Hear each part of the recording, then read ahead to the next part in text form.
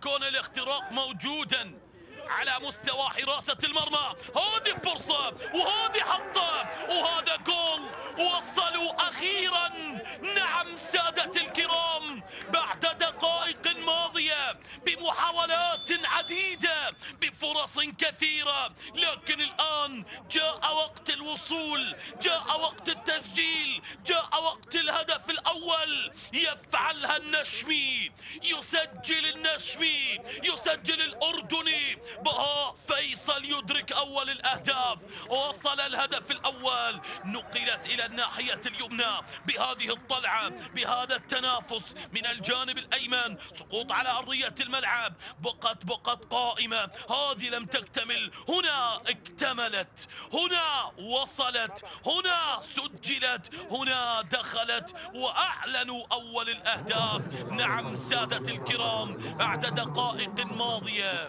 بعد دقائق خالية من دون التسجيل، وصل الوعب، يسجل الوعب بأول كرة تتجاوز خط المرمى. لكن حتى بهذه الحالة كان محمود أحمد يحاول ويريد الإبعاد. بالمرة الأولى وقف أمامها، لكن بالثانية وقفت مع من حاول كثيرا. ضع يديك على رأسك، نعم، لأنكم أضعتم الكثير، لأنكم أهدرتم الكثير، ولأنكم حتى عندما حان موعد التسجيل سجلتم بطريقة لم تكن مباشرة.